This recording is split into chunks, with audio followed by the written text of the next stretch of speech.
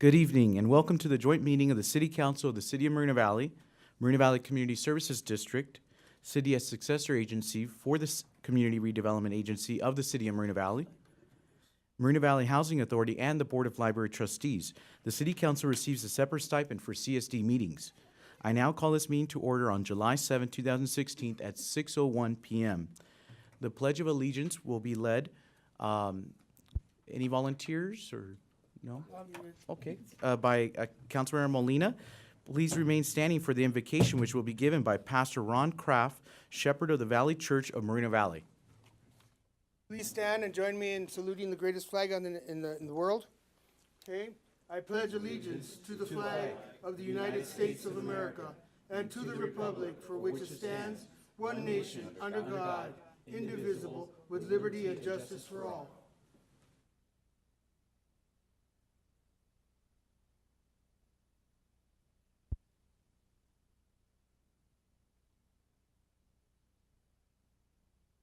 I invite you to join your hearts and minds with me in prayer to God. Gracious and loving God, you are a God of justice, mercy, and love. We thank you for everyone who serves this community, for the council, the elected officials, the staff, the workers. We especially ask your protection and support of those who protect us and those who serve. We thank you for this community. We thank you for each other. Especially we ask that this meeting tonight will be in accordance with justice, with mercy and common sense. Gracious Lord God, we pray for those in our community who need the help of this government. And we ask that as many of them as possible will receive the help they need. And now we ask you to guide and bless our minds as this meeting continues. Thank you for being a God of love. Amen. Thank you, Pastor. City Clerk, roll call, please. Councilmember Jemson. Here. Councilmember Molina. Present. Councilmember Price. Present. Mayor Pro Tem Gaiba. Here. And Mayor Gutierrez. Present. Staff introductions, please. Eva Lopez, Acting City Clerk. Marshall Ironman, Chief Financial Officer, City Treasurer. Steve Quintanilla, Interim City Attorney. Michelle Dawson, City Manager. Mike Lee, Economic Development Director. Ahmad Ansari, Public Works Director and City Engineer. Joel Ontiveros, Chief of Police. Abdul Ahmed, Fire Chief. Gary Stevens, Admin Services Director. Gabe Garcia, Parks Director. Alan Brock, Community Development Director. Thank you. Before we hear public comments tonight, I ask and encourage everyone participating to keep their comments respectful to each other, and especially to the individuals at the podium, even if you disagree with them. I embrace and support the First Amendment right to free speech, including everyone's right to speak at this meeting and share his or her views about issues concerning our city. But we can accomplish more as a city and as private citizens by being civil and respectful towards one another in this meeting tonight. Finally, I also ask that speakers bear in mind that you are limited to 3 minutes for each speaker. And when it gets to the 30-second mark, it'll turn red, so just to wrap it up. And that you refrain from duplicating comments already made by others, other than to note that you agree with the comment. Public comments on matters on the agenda will be taken up as the item is called for business between staff's report and City Council deliberation. Those wishing to speak should complete the blue, actually it's a lavender, speaker slip, because it's a special meeting, and hand it to the bailiff. And again, there's a 3-minute time limit per person, and questions should be addressed to the presiding officer. The city clerk will call 3 names at a time. Please move to the front of the room when you hear your name called. Madam Clerk, do we have any speakers tonight? Yes, we have 5 speakers, but first we will start with the staff report and then council questions and then open the public comments. Oh, okay. Usually with a special meeting, we could do the comments in the front, in the beginning. Steve, can you verify? That's the way you guys have been doing it. It's Yeah, that's how we've been doing Study it. sessions. Yeah. It's a special, yeah. Okay. Okay. We So- have 5 speakers. Okay. The first 3 speakers are Roy Blackard, Will Miller, and Deborah Craig.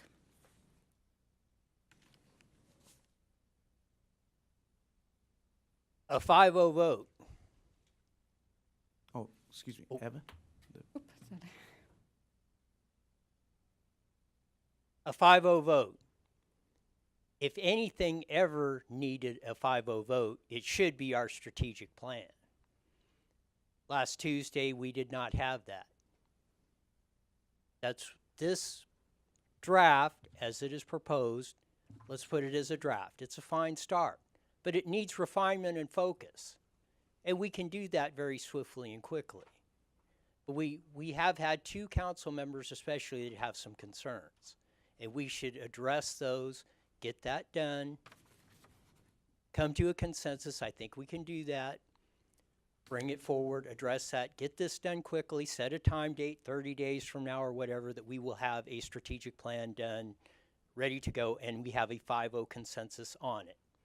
Because in order to move this community forward, we need to show that we're in united front and solid in showing that we are the business of Moreno Valley is not beholden to politics or personalities or anything else. We are going to put the best plan forward.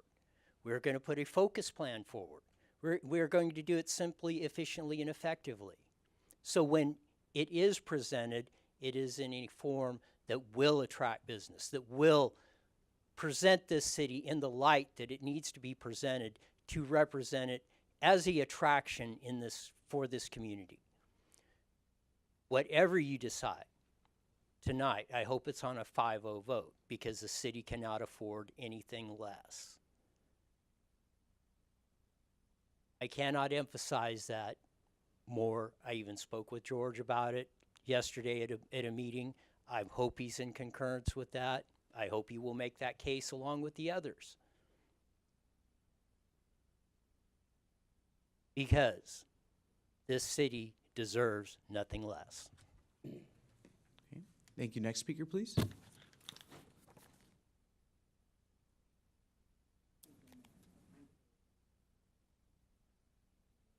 Name was? What's his name again? Will. Hi, Will. my name is Will Miller. I'm a music professional and in the areas of promotion and operations. The city of Moreno Valley has an entertainment void. And I have a proposal that might be able to help the city out. We are hemorrhaging dollars along the Day Street corridor. I live over in that area, and I see money being spent.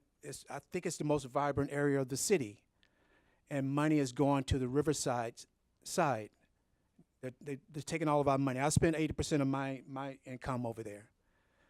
I have a way to counter that and also address certain different issues. If we can build an entertainment venue right at the Riverside Moreno Valley line, we can siphon dollars back from Riverside. We can pull in all of the college students and many other areas around. But we'll have to compete with the surrounding venues. That means our closest one would be Riverside. So we'll have to do it bigger and better than they do. Bring in marquee entertainment, big names, do it big, and the people will come. Also, we have a crime problem in the city with a lot of young people with a lot of time on their hands, nothing to do. Give them some entertainment options. It can take some of the pressure off of the police department. And also, if the entertainment is thriving and people are coming in spending dollars, like, for instance, the Coachella Music Festival, 2 weekends every year, $704 million to the local economy. I think that's money that this city can probably use with some good ideas to help some other areas. Also, jobs come with that. And if the city is open to any of these ideas, I am here. I reside in the city. I'm here. I can help in this regard. Thank you. Thank you. Next speaker, please. Deborah Craig. Hello, I'm Deborah Craig. I'm going to begin my remarks by personally thanking Jesse Molina.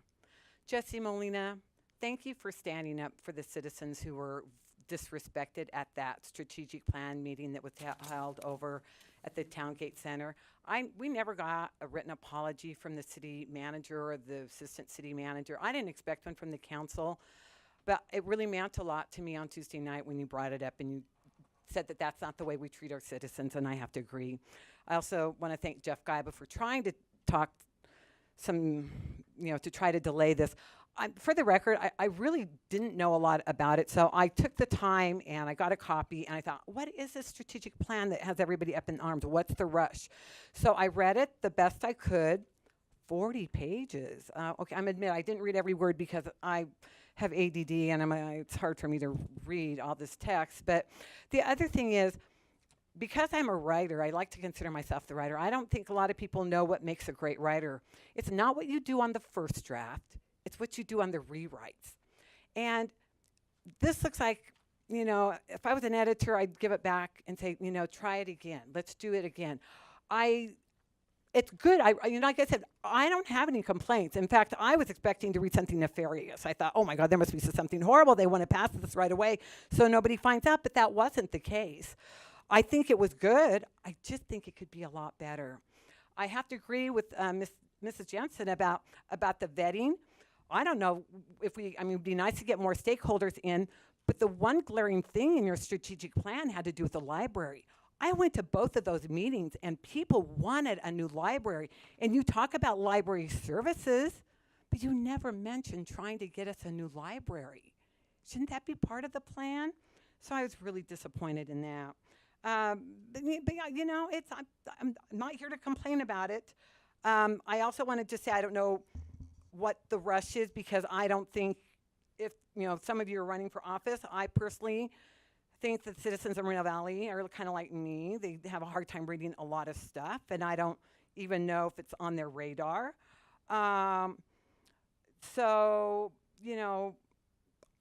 getting my master's in early childhood education right now. One of the good thing about we can tell if a child is doing well is they have delayed gratification, and I feel sometimes that's what this council kind of needs in this issue, some delayed gratification. But whatever you do, you have my blessing because it's not set in stone, and whoever will be after you, they'll probably change it as well. So just do your best job.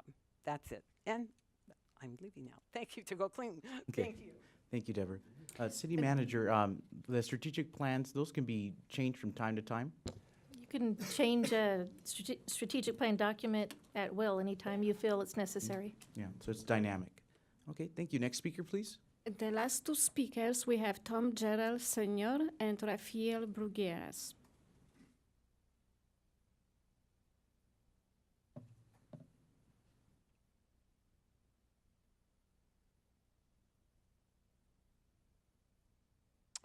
Tom Joe Sr., speaking on behalf of myself, and definitely a bit on the Sundance Center, where I spent some time, and a little part of Sunnymead Boulevard there. Mayor Pro Tem, council members of the staff, and the public, thank you for conducting this hearing. I spoke the other night on this matter, and first I'd like to say, like what the previous speakers have said, I think they brought some good suggestions to the fore. I really like the fact that the mayor clarified this is a dynamic plan. I got thinking, and it is possible that it'll be, none of you could be up there. I mean, Jeff could get tired and say, I've had enough fun now, and so depending on how the votes go. On the other hand, you could all be back, so who knows? Only the good Lord knows who will be sitting on that dais come January. But I like the fact it's there's some flexibility here. I think that's essential. I do think Councilwoman Jemson brought up a good suggestion that it gives a little bit of a jump start to new council members. On the other hand, they should have a latitude, because I would, if I had to rate this, I'd say good start. And I like what Deborah said. I've done a little bit of writing myself, and those final drafts is where it's at. But you look at our Constitution, I mean, that went through a lot of rewrites, so, and it's worked out pretty good. It's held up for a while, and kept this good country going. So, so a little extra effort is due. This can be a very broad-reaching and set a big cast over the city for a long time. So it does bear good thought. One of the things I thought that wasn't done, I think Councilman Guyver, or Mayor Pro Tem Guyver, mentioned about the Planning Commission where they bought in. I got thinking, it was just this morning, gee, we could have reached out to all of our boards and commissions and sent them a special notice and said, hey, we're doing a strategic plan. We'd like your input. You do a special meeting or set it for agenda and, you know, nod it, take a meeting or two and get back to us, but fast track it. And I'd like to know what you think, because there's a body of, I don't know, there's quite a few people right there that are already active in the community. And you don't see a lot of them at these meetings, so maybe they think their commission duty is where it begins and ends. And I try to be a little more rounded. I'm not criticizing them. I just enjoy the sport, if you will. But you know, dynamic is key, and as I said, the flexibility issue is very, very important. So thank you. Thank you, Tom. Next speaker, please.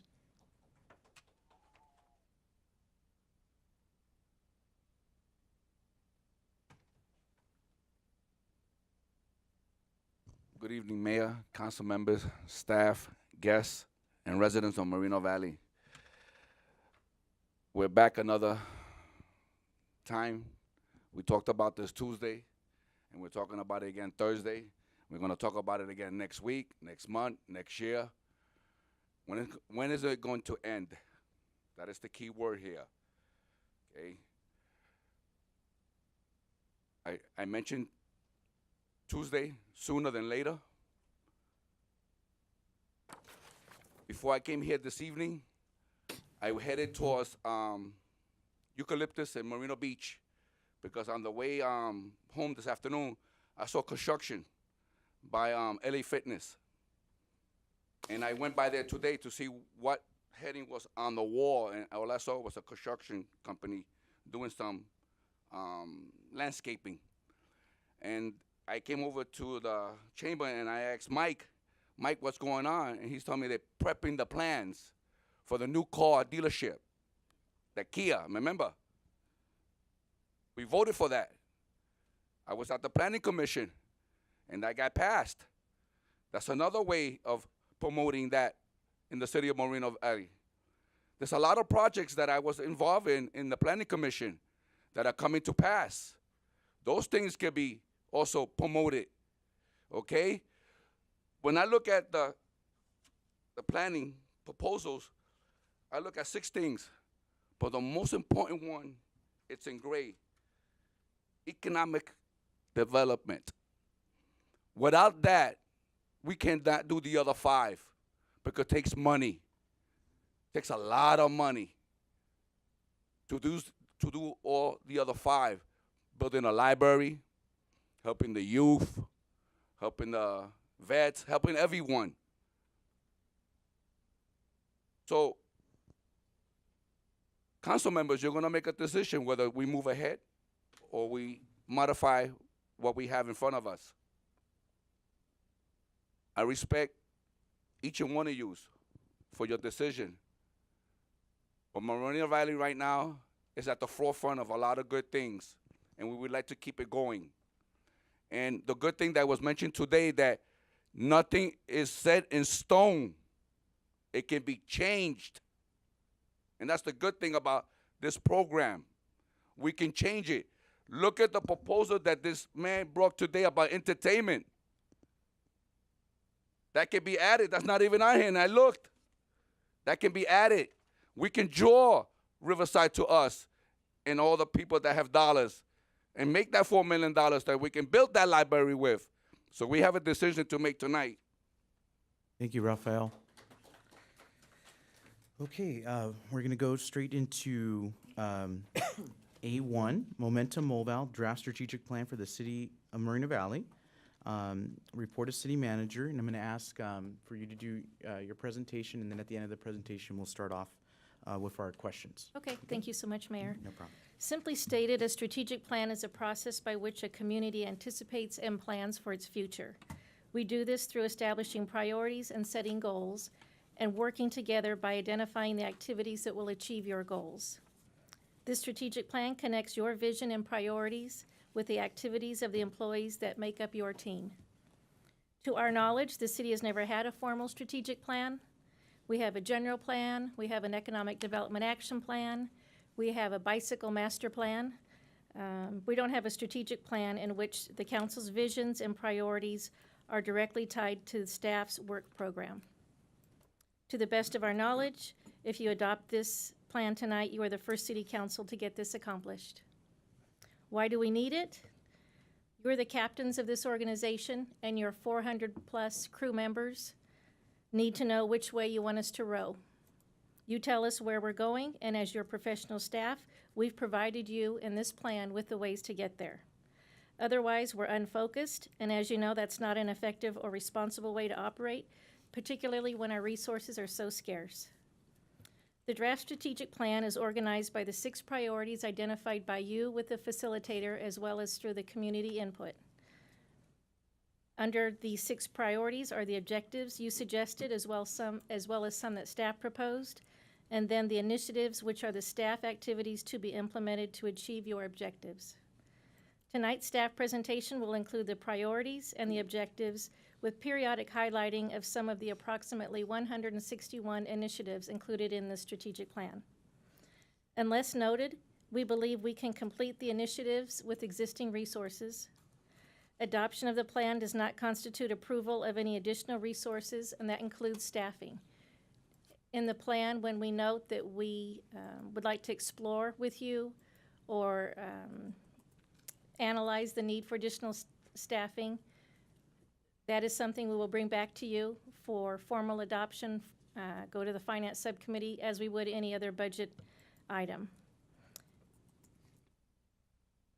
If we note that we may need more staff, you'll note in the plan that we refer to that as future evaluation or exploration with the council to do so.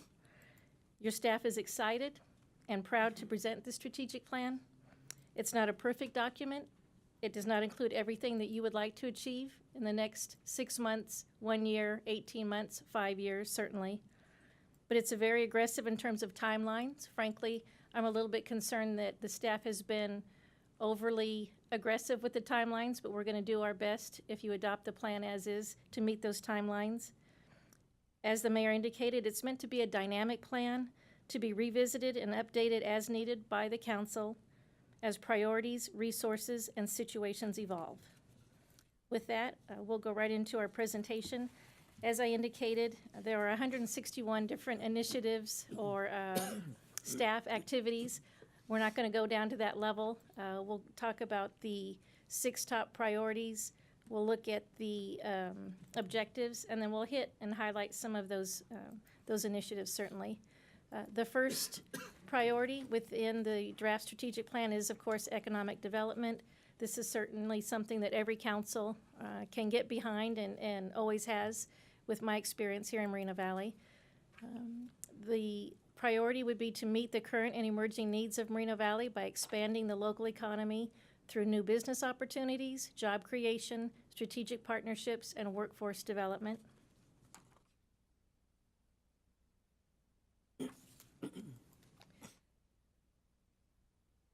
Going over the objectives under economic development, the first one is to aggressively attract high-quality businesses.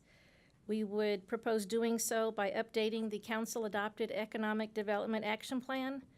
It's important to note that the Economic Development Action Plan was something that the council approximately 5 years ago adopted. It was updated one time. That is specific to economic development. It identifies areas of opportunity where economic development efforts should be focused. I think that there's been some misunderstanding or mischaracterization of the Economic Development Action Plan as a strategic plan. It's not. But as you can see under the economic development priority, updating that Economic Development Action Plan is an initiative that staff proposes undertaking. We would also streamline development processes with the Acela project that you know is well underway, expand economic development digital and online marketing tools, and complete the rebrand of the Economic Development Department attraction efforts, and launch a dedicated economic development website. Again, I'm just hitting some of the highlighted initiatives under these objectives. The second objective in economic development would be to promote the World Logistics Center through marketing the opportunities for quality industrial development. This would involve including the WLC on all appropriate marketing materials, online and via email outreach, and working with the developer to educate the brokerage community on the status and availability of the WLC projects. Your economic development team does this for every approved project in the city, for other industrial projects certainly, as well as commercial and retail properties. Mike and his team work very hard with regard to existing shopping centers, trying to work with the owners and the developers to get tenants in there. This is nothing different. Staff felt that the scope and the importance of this project to the community warranted calling this out specifically. But again, this would be within the existing duties and responsibilities of your economic development team. I would like to point out that under the partners and resources under this item, I would eliminate the marketing consultant. I think when we added resource and obstacles to this initiative, I think we cut and pasted something. This is an initiative that we believe we can do with the existing resources in economic development and really with the rest of your city staff, because we work as a team when it comes to economic development. Oh, which one is that one, Michelle? This is initiative 1.2.1. Point 2.1? 1.2.1. Oh, page 8, okay. So under partners, I would take out the marketing consultant. Under the resources, I would just include existing staff with no additional resources. The next objective is promote local hiring. You can see the first two initiatives there have specific targets that your staff is proposing. One is setting a target of 1,000 new jobs through business attraction and expansion per year.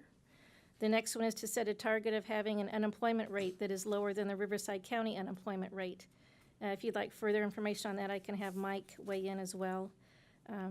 A number of job preparedness and readiness workshops are being proposed. Developing a strategy to use the WLC Development Agreement funds dedicated to workforce training in the logistics industry. As you know, we don't have that funding just yet, but we ought to be talking about it. We ought to be developing a strategy for when that money does start coming in.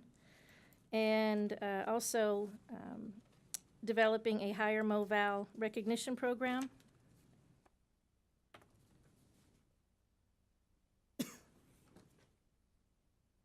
Objective 1.4 is promoting the medical corridor for improved access to healthcare, quality jobs, and medical support, business opportunities, much like the initiative 1.2.1 related to the World Logistics Center. This is something that we would do as part of the existing economic development program. It would strengthen partnerships with existing medical providers such as RUHS and Kaiser Permanente. Certainly this is something that the Mayor Pro Tem, with his medical research background, has been very interested in and helpful already to date. Focus medical office and elderly care facility marketing efforts.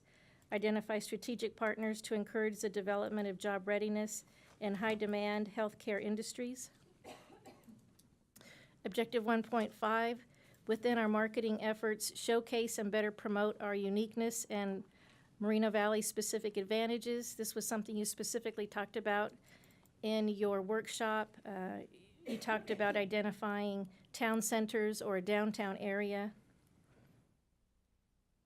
Objective 1.6 is getting the word out about Moreno Valley's expertise as to being a worldwide model for logistics development. We are proposing an initiative 1.6.1, expanding the State of the City event to possibly add an economic development summit component, and developing a logistic and industrial developer business council comprised of logistic and industrial developers to meet and discuss issues impacting development. Through the WLC review and approval process, you and the staff have certainly been through rigorous review, discussion, debate, negotiations with regard to a very large logistics project. Certainly we think that we're experts, frankly, And we'd like to pursue some opportunities at the national and international level to elevate Moreno Valley's reputation for smart logistics development. The next objective would be to promote the development of small businesses. We would continue to provide 5 business roundtables per year. Those have been very popular with the council members as well as with your constituents. A minimum of 20 business spotlight commercials at the council meetings, and then 50 small business site visits per year. We propose leveraging existing city facilities to provide business support programs such as workshops, technical and financial assistance, and counseling through business support partners such as the Small Business Administration. And then also researching the feasibility and funding of a one-stop incubator for home-based and small businesses and expansion of startups. The timeline there is within 5 years. Objective 1.8 is to evaluate staff resources to dedicate to activities that result in increased revenue via your economic development activities. Again, you will see that those initiatives all start with evaluate hiring. Adoption of the strategic plan, again, does not mean that you're agreeing to hire additional staff in the economic development department, but this is something that the council themselves brought up in the workshop with regard to your priority being economic development and the level of staffing we currently have. So this is something that you can see the timelines on those. We would like to bring forward to you for discussion and evaluation within the next 6 months through 18 months. Objective 1.9 is to explore updating your general plan. A few steps there that are being proposed to prepare a general plan annual report that would be due next April 2017 per the government code. Form a working group of key city staff to research and evaluate the current general plan. Consider incremental set-aside of funding in your annual budget deliberations and development. Updating a general plan can be very expensive in terms of hiring the consultant, but also staff resources as well. This is something that you might consider in Initiative 1.9.3 to start setting aside some money over the next 1 to 3 years so that we have a nest egg that when we do get around to doing that, we can do that without a huge hit to the reserves. And then finally, the last initiative there would be to actually conduct a comprehensive update of the city general plan. The timing on that is suggested for 3 years. That's certainly, I think it's aggressive, but I know that's something that the planning official and the planning staff consider a priority as well. And Tom DeSantis is going to speak to you about the public safety priority. Good evening. On the public safety end, there are 4 basic areas of focus in providing effective service, and that's reducing crime through traditional and innovative methods, prepare the community for emergencies, protect life and property, and explore cost-effective solutions. When we look at some of the key objectives, 2.1 is to reduce crime and the fear and perception of crime. And some of the ways to do that would be to continue to test progressive law enforcement programs in the city, conduct a community survey, expand the citywide camera system, and work with a crime prevention through environmental design, basically where training is provided to our planning staff to review plans to maximize public safety. Second major way is by engaging the community, and some of the activities would include increasing participation at community outreach and education meetings, working with all HOAs to provide them information on Neighborhood Watch program opportunities. 2.3 is promoting community policing, and that's through the Officer Friendly program, which has been very successful, and crime-free multi-housing programs, which have a very good track record. Send 5 new city residents to the Citizens Police Academy every year, and increase law enforcement's presence at community events. 2.4 is designed to assist in reducing homelessness. And the key to doing that would be to strengthen relationships with HUD, the VA, county social services, and community-based organizations. 2.5 is all about working with local businesses on traffic-related issues. The Commercial Vehicle Enforcement Team, the program that the council recently approved, will be a key component of that, as well as developing commercial traffic plans, routes, and parking solutions. 2.6 deals with enhancing delivery of police services. And the key there is to begin rebuilding our police department's sworn staffing. And we understand that that's one that will hinge upon availability of resources. It's an important investment, yet a costly investment. So the goal is to begin building by adding sworn officers to special teams, which our chief has proven continues to make a profound difference in quality of life in our community. 2.7 provides swift, seamless fire prevention, participation, and development review. That's a key component in getting projects through the development process, and the Acela Civic platform will allow us to do that much more efficiently and in a much more integrated fashion. 2.8 is integrating city departments' individual emergency preparedness activities, and one of the keys there is to conduct at least one full-scale emergency operations center exercise each calendar year. You can't do too many of those, and we definitely need to ramp that up, and we're recommending that. 2.9, our team has done a really good job in preparing for El Nino, and so the key there is build upon the success that's been achieved there, partnering with community organizations on disaster preparedness and response. You've approved formal agreements with the 2 school districts. This would be an ongoing effort in that area, agreements or MOUs with private nonprofit organizations. 2.10, ensure that our emergency plans address the needs of those who have disabilities or have access or functional needs. 2.11, this is about animal services. Protect people, pets, and property by enforcing animal welfare laws and ordinances, a key to quality of life and public safety here. We would provide training and public education programs our goal is to reduce the intake of animals in our shelter by 3% annually over the next 3 years. To conduct weekly proactive patrols in proximity to schools and parks in areas that our staff knows have the most frequent incidents of stray animals in those areas. 2.12, evaluating the feasibility study of a joint powers authority for police services. And so as part of this plan, we would present results of the consultant's feasibility study to the Public Safety Committee and then on to the City Council via study session. And the last one is 2.13, and that's updating the city's local hazard mitigation plan, which is a multi-departmental effort and is done approximately every 5 or 6 years. And that concludes the public safety portion. Your next priority in the strategic plan is the library. I think that the speaker missed this one. The objective 3.1 is to open a satellite branch library by December 2017.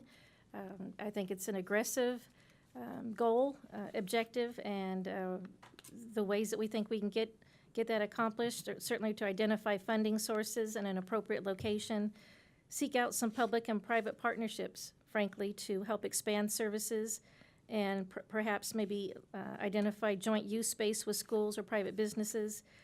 To reduce overall cost, we would look to our awesome library director, Ivory Franks, to automate some services any way that she can.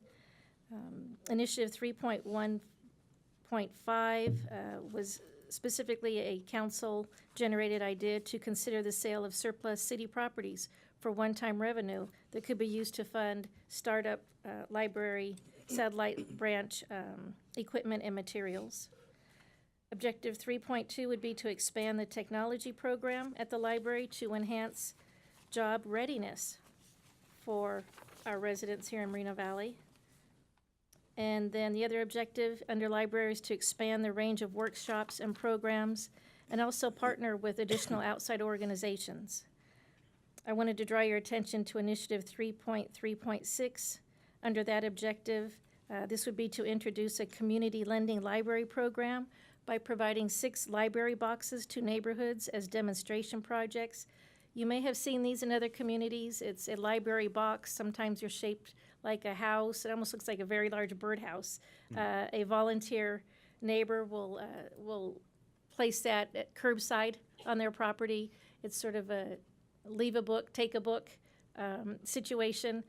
That is something that we are proposing as part of this objective and this priority. Certainly, the library and expansion of services was a huge priority for you as well as for the community when we did the community survey and also had the town hall meetings.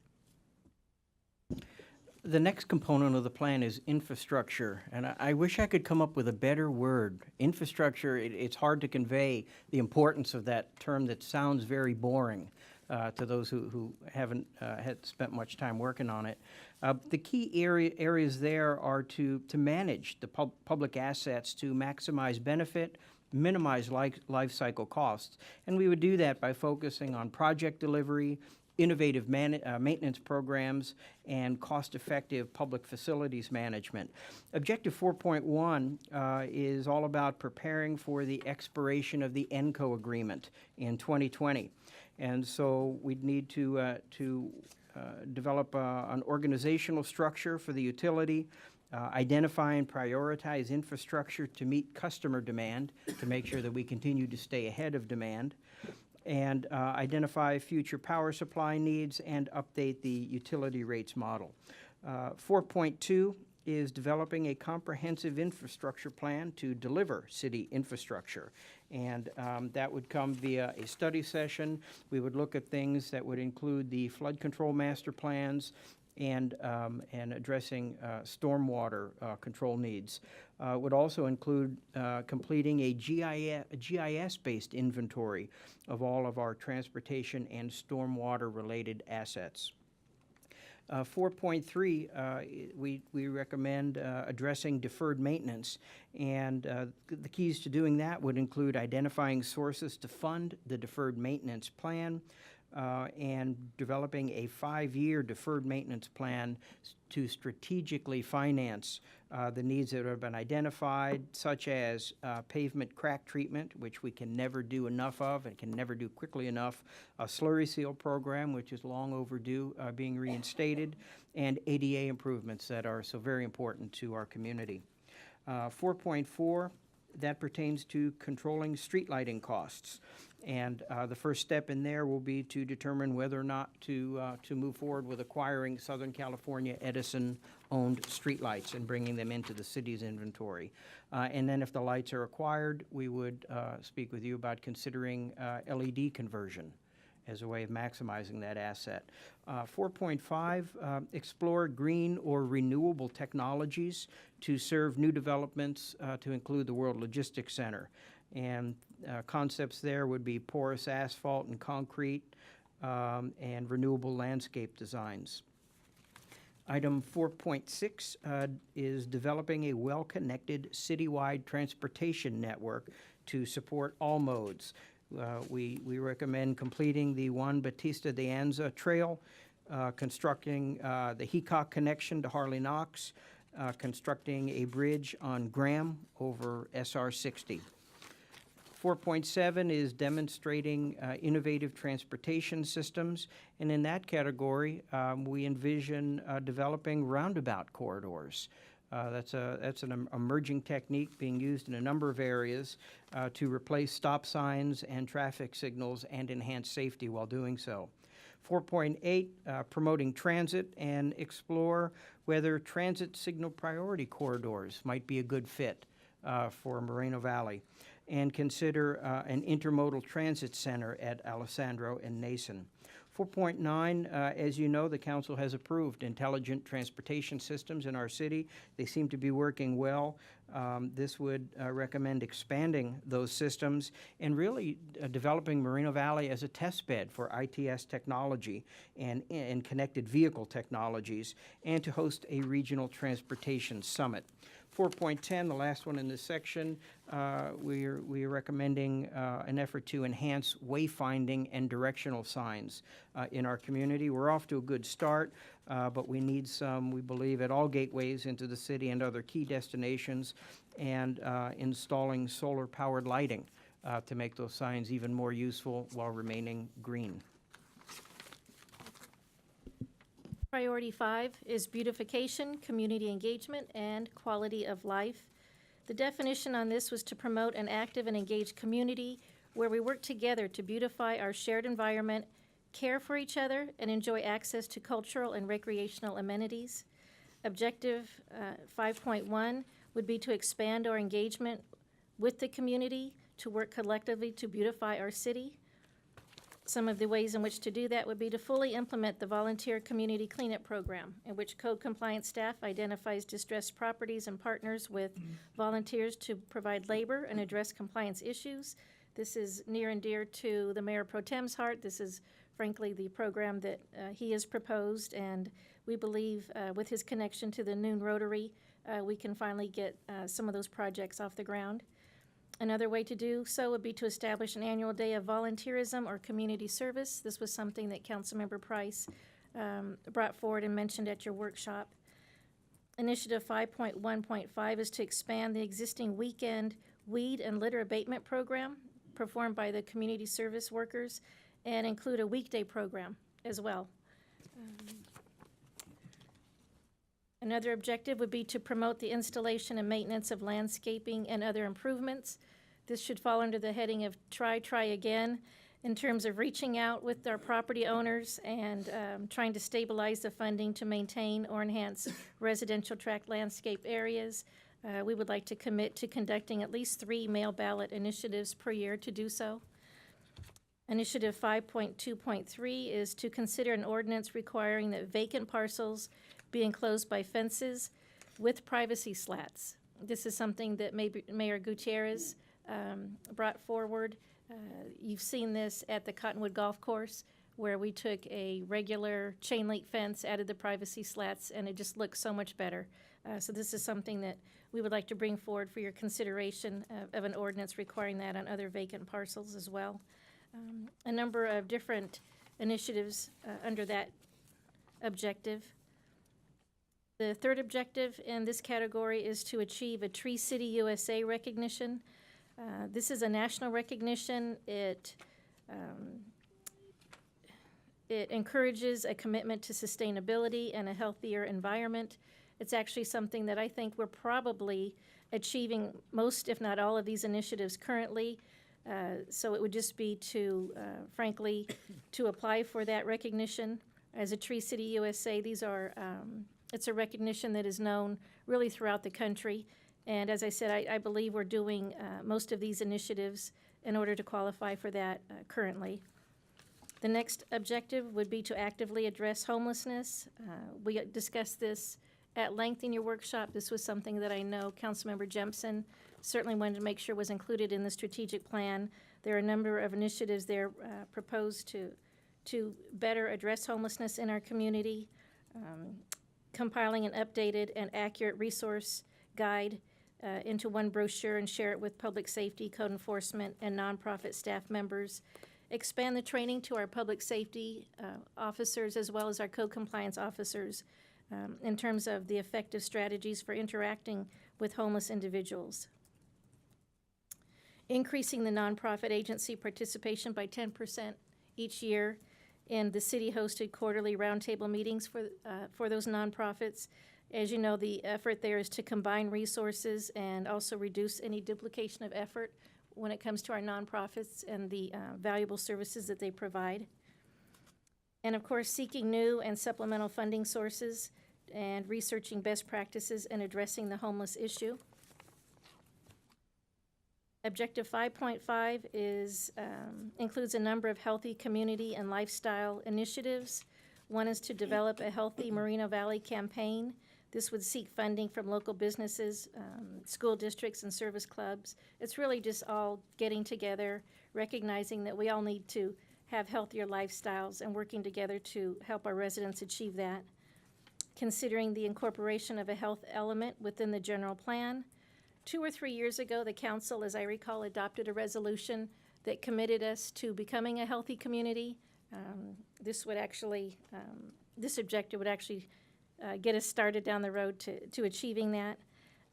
Initiative 5.5.5, this one's near and dear to all of our hearts that attended the Moreno Valley's victorious winning of the Mayor's Cup soccer tournament last year. We would propose hosting and or participating in other Mayor's Cup sports competitions as well. And then the last objective under this priority is to be more assertive in engaging our community in our parks and community services programs.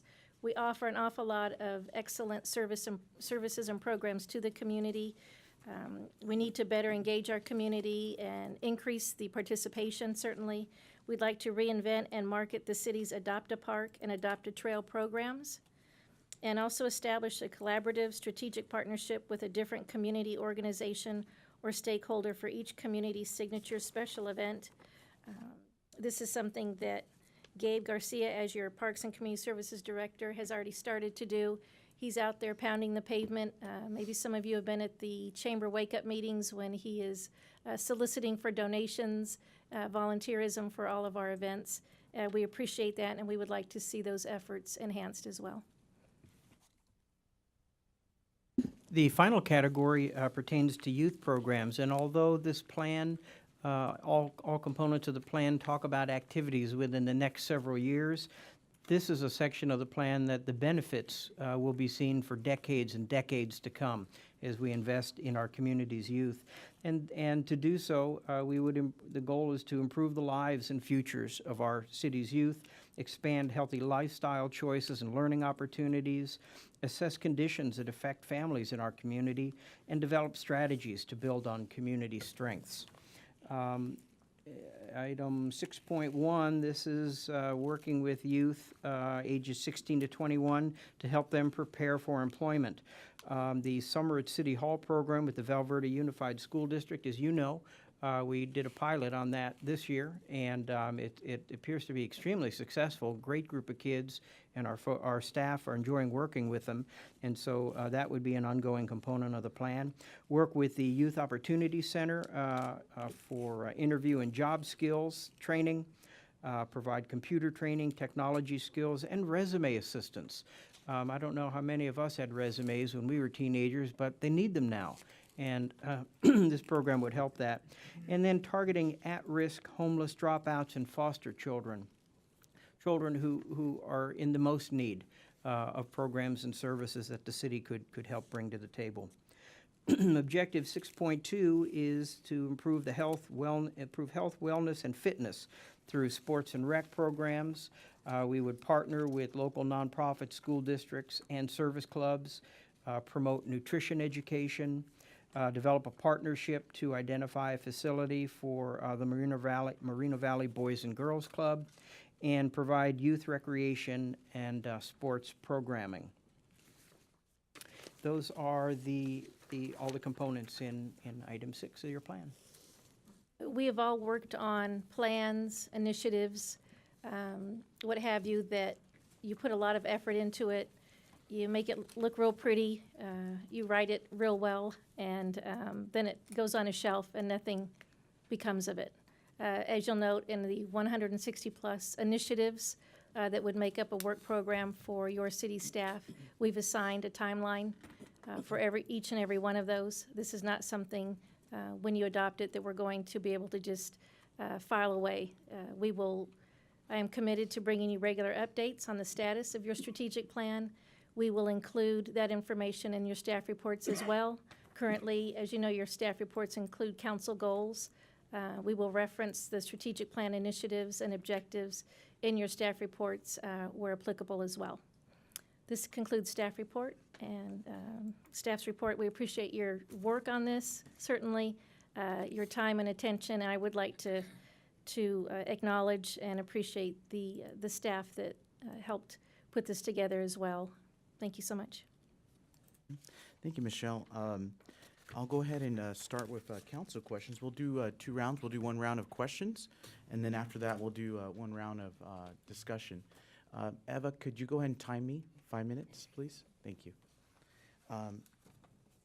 One question that I have is there anything in the public safety component, and I was wondering if this kind of matches 2.2 objective that allows technology in public safety, because, you know, sometimes there's changes and you know, as technology changes all the time. You know, we're going to pretty soon have flying cars, and, you know, autonomous cars are already coming by 2020. Is there anything that relates to like technology, you know, for public safety to, you know, to stay on the technology component?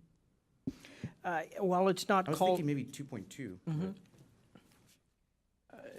2.2 being engaged the community in joint problem solving and Crime prevention activities. Certainly.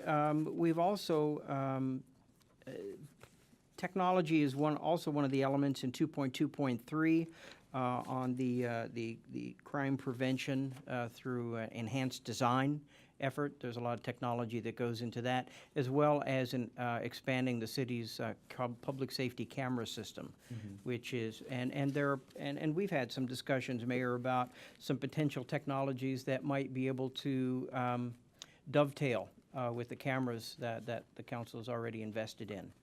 Okay. Yeah, because, you know, sometimes, like, I attended that one workshop, and there's that promising technology, and so maybe if we get that extra funding, you know, or something like that. Absolutely. And then the other one was, can you remind the public of the $7 million commitment in the development agreement, you know, for the library and also job training skills? Mayor, I can, it'll take a minute to pull up the development agreement for specifics, Actually, Oh, but I just a think Rick general- Sansemeyer can probably speak to that Just a real brief. briefly.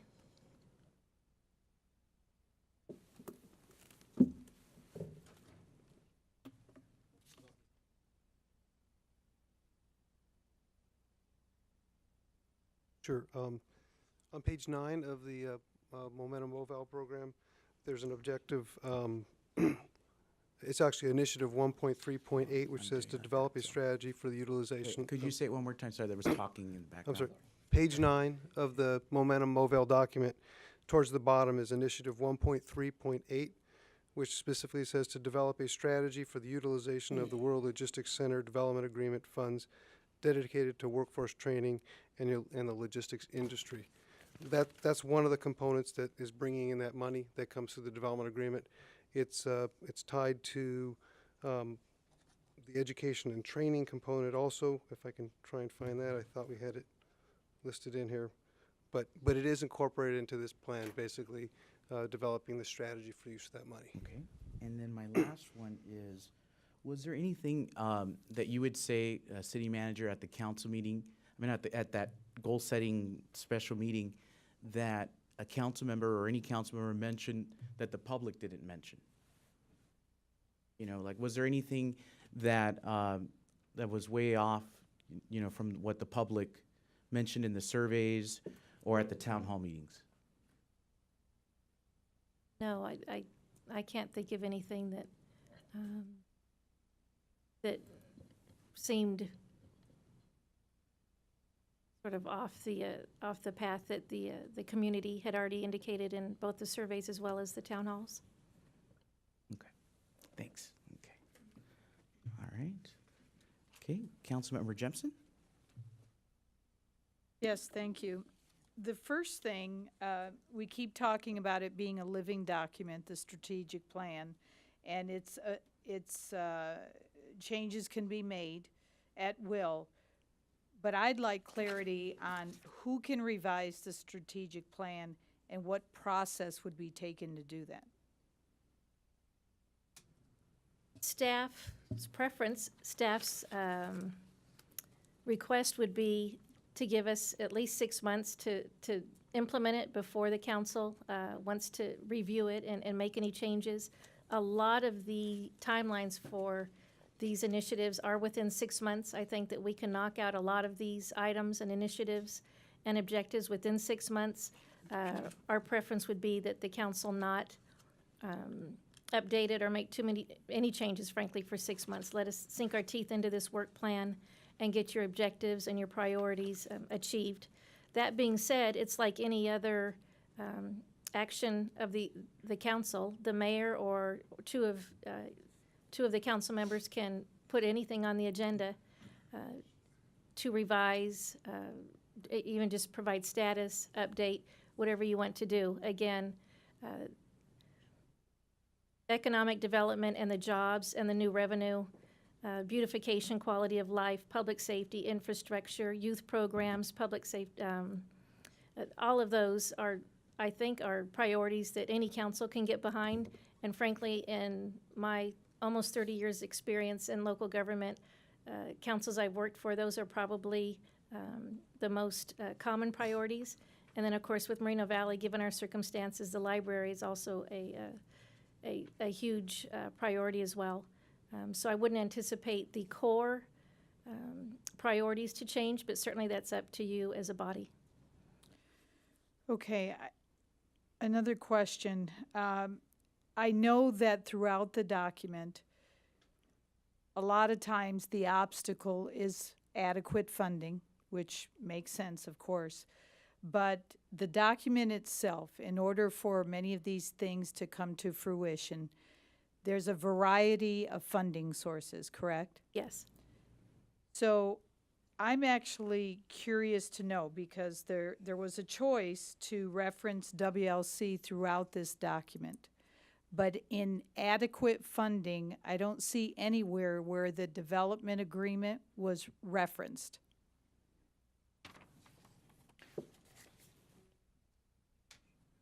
As part of the funding to address some of these issues that WLC is coming up. So it's Okay. a bit connected to what the Mayor Gutierrez had stated, but WLC is through here quite often. Yes. So that is a question that I have. Why wouldn't we specifically address what's been promised through the WLC where it fits? We can add that in. The resources, obstacles, and partners were actually added in. It's a concept that we frankly stole from the City of Riverside strategic plan. We thought, in the interest of transparency, the more information, the better. We can certainly, every time we have referenced the World Logistics Center, we can certainly look again at the resources and make sure that that is indicated. I don't have the one with regard to the logistics training program in front of me. Certainly that needs to include the development agreement in reference to the source of funding there. Okay, so another question. I still have time, right? Okay. Now, on page 8, Initiative 1.2.1, it talks about showcasing WLC and talking about availability of WLC projects years 1 through 5. So I guess my question is, because we do reference the importance of the medical corridor, we reference the university health system and Kaiser, but we don't state showcase them. We only state showcasing WLC. Why would that be presented that way? Or is there any reason why we wouldn't want to state showcase them also? It's a matter of word choice. One says showcase, the other one says promote. We are happy to make a revision on the verbiage there any way you see fit. Yeah, I see within the initiative writing, though, just as on page 8, it was 1.21 under the objective. If you look at 1.4.1, it states strengthen partnerships instead of the same verbiage as showcase the WLC, so showcasing. So I did want to ask that question in regards to that. And I will hold off on anything else. Thank you. Mayor Pro Tem Gaiba.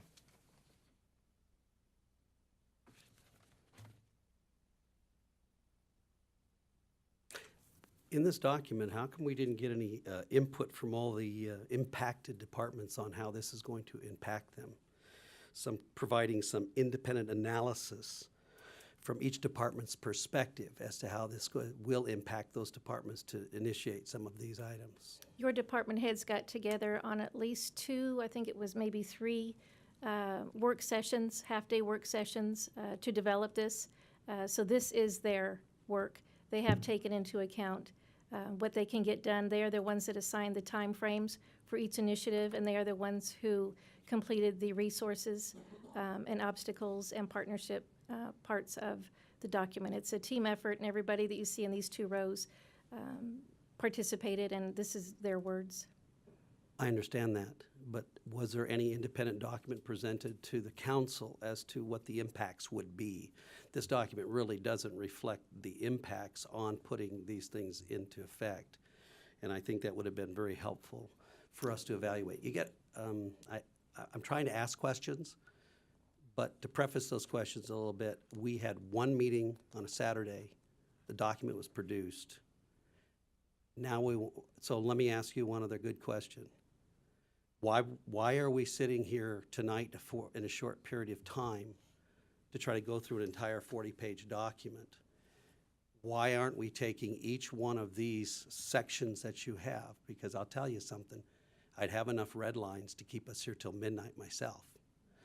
So it would seem to me, why wouldn't we be having independent workshops and study sessions for each one of these to analyze and evaluate these inputs? Because I just got this document yesterday. So, and I would like to have, it says right here, dated July 7th, I just got it. Okay, this document I just got.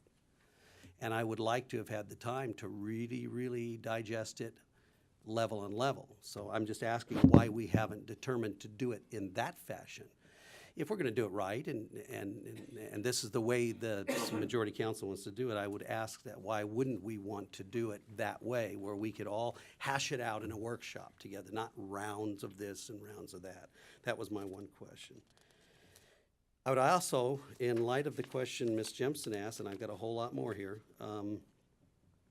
why wouldn't we ask the attorney for an analysis of the information and the impacts specifically dealing with the World Logistics Center?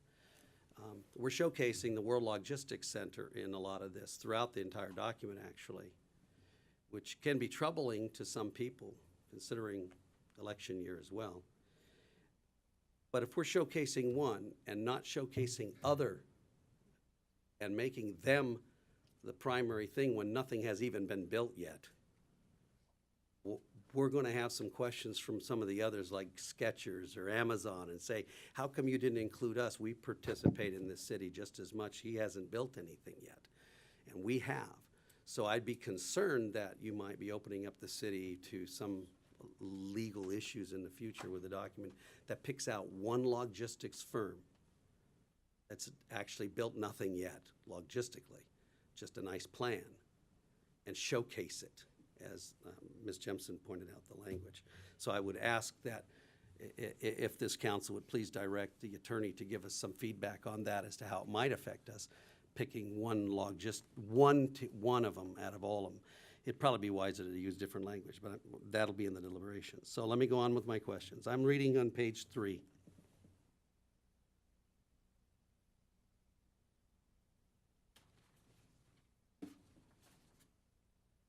Okay, so that's why I asked that question. It says this strategic plan will align the city's resources. And in the plan, I don't see any alignment of the resources. I don't see any kind of information as to how the resources themselves will be applied. That's why I asked you for an analysis from each one of the departments. If you're suggesting you're going to do this, this, and this, where would that money come from? How would that money be applied? I know you're open-ending it, but it would have been good to know how the resources do intend to be used. So that would be one question for me. So you write that one down if you want, because we're going on. And it says here, objectives identified by community stakeholders.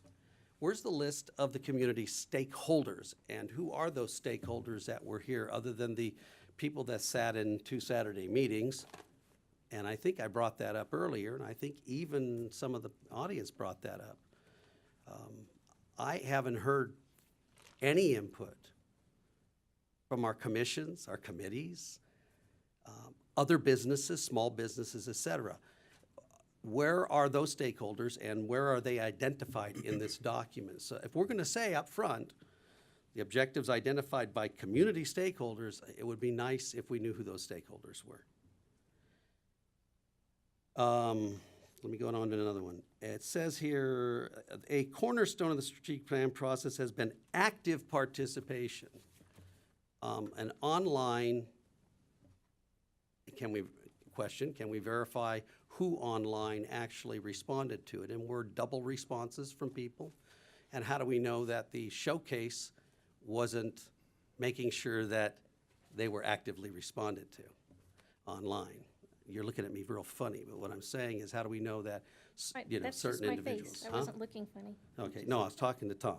Oh. Because I can Trying to see make Tom's sure I like- follow. I try to listen very, very closely. In other words, we've seen, see, sometimes asking a question, it makes it important for me to explain my question. We have seen here during, for instance, the World Logistics Center nights, where he has brought in 30, 40, 50 people lined up down the road to say, World Logistics Center, World Logistics Center, World Logistics Center. How do we know that a lot of those people that called in or went online weren't World Logistics Center lovers, that they're trying to have this showcased for the city? I'm concerned about that. I really am, because this city isn't the sum total of an unbuilt project. We approved it, but we're not the sum total of that. This city is much more. And there's nothing in the plan. I'm asking you that one because I wasn't there that night. I never got any feedback from that. I'm being dead solid. So I have no idea how you came up with all these. I don't. So now I'm starting from scratch. I really am. And if I'm going to be participating, and I told you I will participate because it was a 3-2 vote to do it, and I am still part of this council, I'd like to understand how we came up with some of this stuff out of 350 responses. And I'll get to that on the backside, and I probably have a ton more questions that'll take you to midnight if you'd like me to do that. That's why I was just suggesting, why don't we do this in a series of workshops so we can really hash out if this is going to be that kind of document. Okay, now let's go on. Do one more question because you're already over 2 minutes. Well, why am I being timed for my questions? That's just the way my I'm doing point. it right now. Well, So- well, I'm, Okay, I mean, well, these are questions. Yeah, but that's the way. Then you're it is limiting today. my questions? Yes, yes. Okay. My point taken. Councilmember Molina? Apparently, we're not allowed Okay, to you're out of order. participate properly. You're out of order. Are you gonna Councilmember throw Molina? me out? Councilmember Molina, go ahead. I'm a little concerned about that.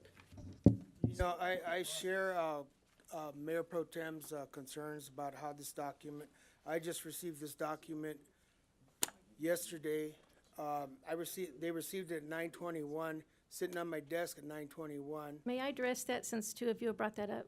Well, Mayor? let me finish first, Councilmember? okay? That's fine. To digest and get this and do comparisons and all that, I wasn't privy maybe to the mayor and the rest of the council to have any of the notes that were taken from some of the department heads. Yeah, well, we needed to get some report how it would affect some of the departments and how it would, how much more will it cost? A lot of these points that you point out right here are things that we've been doing, okay? The things that have been brought up before, but you put them on paper. And what concerns me a lot too is that we haven't gotten a legal opinion because our city attorney didn't receive a copy of the strategic plan till today. So why wasn't it electronically sent? We could have been reviewing this. So that's one thing. I would like to have a legal opinion. And did you compare with other cities what their strategic plans are? Yes. Who do you compare them to? Ontario, Riverside? We looked at a number of strategic plans from different cities. Certainly, I shared with each one of you Riverside. I shared each one of you Raleigh. I selected those to share with you only because I thought that they represented sort of diverse ways to approach it. Raleigh was, I think, all of 6 pages with big type. They pretty much stayed at the priority and objective level. Riverside's had a lot of matrices and a lot of data in them. As a team, we looked at others as well. With regard to just receiving this plan yesterday, as you'll recall, this plan was scheduled for a study session, I believe, on May 31st. The agenda for that would have been posted on May 26th. We left hard copies in your offices, if not on the 26th, maybe the day before. You've had this plan, I didn't do the math, that's 35, 40 days. The only thing that's different, and the reason why we changed the date, is because we took the additional time to add the partners, resources, and obstacles, because we thought that was information that would be interesting and informative to you as well. Okay, you said we had it for 40 days? I didn't do the math, but Okay, somewhere yeah. around, I believe Well, somewhere I around just since. got it today, so. It was I in just your got- agenda packet, and you were provided hard copies prior to the May 31st study session at which This was you were in going there, to take, the yes, sir. draft? Yes, sir. And the Well- city attorney would have been able to access the plan as well, since it was in the agenda packet at that time. Okay, coming to to showcase the World Logistics Center, like Mayor Pro Tem said, we're not just a one-company city. This sounds like it was written by Highland Fairview. So, develop a strategy on page 9, develop a strategy for utilization of the World Logistics Center Development Agreement funds dedicated to the workforce training of logistic industry. Okay, I thought we had that settled, that the city was gonna set up a school or some training with the Moreno Valley College. No, that has not been settled. If we partner with Economic Development Community Service Library for provision of job readiness workshops, city manager's office, media section, community development, planning, Moreno Valley Utility, city clerk's office, finance of Riverside County Workforce Development, Moreno Valley College, Riverside Community College District, University of California, Riverside, Riverside University Health System, Kaiser Permanente, Highland Fairview. What happened to the rest of the companies? I mean, we're highlighting a company that's going to develop Skechers. I'm sorry, And Councilmember, which item are you on? Yes, I'm on page 10. What's the item number, Item initiative? 1.3.11. Okay.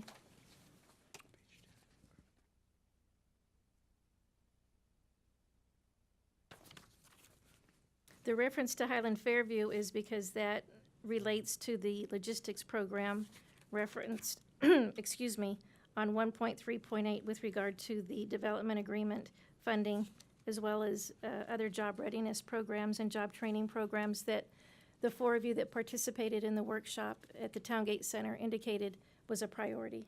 Yes, it was the 2 hospitals, okay, through the medical corridor. Now, the Highland Fairview, isn't that the Aquabella land? Nason going through Aquabella? Correct?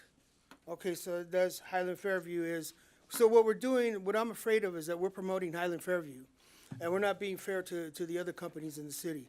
And that will open up a door, so that's why I want a legal opinion from the city attorney, to have a legal opinion. If we're not loaded up with lawsuits, you know, well, you're doing this for this developer, I want the same.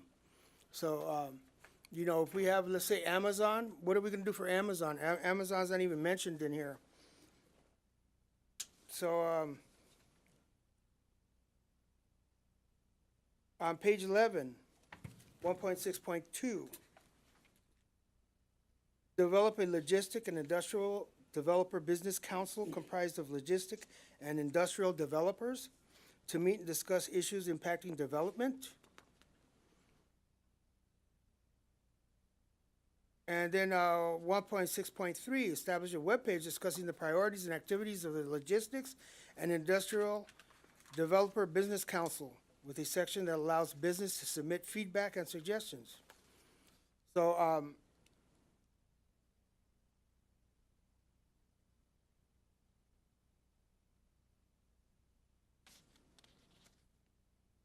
So you want to create a council with the developers. Which developers are we talking about? We have tens of millions of square feet of logistic development in the city. That includes Aldi, it includes Amazon, it includes Deckers. The CEOs, the business leaders of those companies, if we can get them together in some sort of council and tap into their shared and collective knowledge and talk about how we can do things better. Do they have connections out in their world at a level that we don't have, probably in economic development that might help to attract other awesome companies to our community? It seems like a great idea to me. Okay, again, I go back to the fairness of promoting one company over the rest of the companies. I need a legal opinion on that.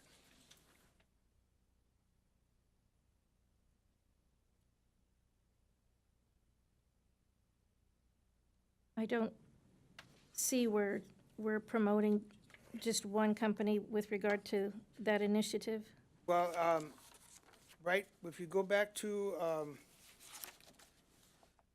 page 10, you have all the community colleges, California Riverside, Riverside University Health System, Kaiser Permanente, and then Highland Fairview. Yes. Again, that is reference to the logistics training funding that will come from Highland Fairview through the negotiated development agreement with that developer. Okay, have you received any of that money yet? No, sir.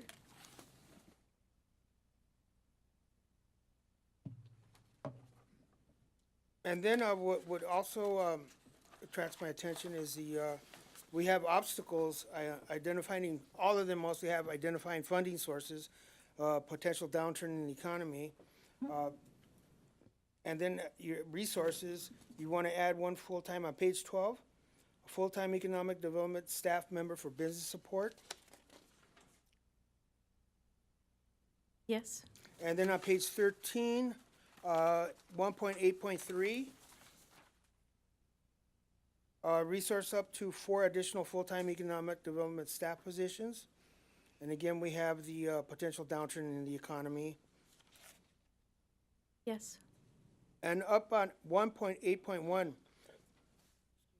evaluate hiring 1 full-time staff member, equivalent outsource support to business attractions such as proactive print and digital marketing, branding, website management, content, and email marketing, trade show and industry events, planning and attendance, lease, mining, site selection, assistance, demographics, and market analysis, brochure development, database collection, real estate industry liaison, and new business relationship building efforts.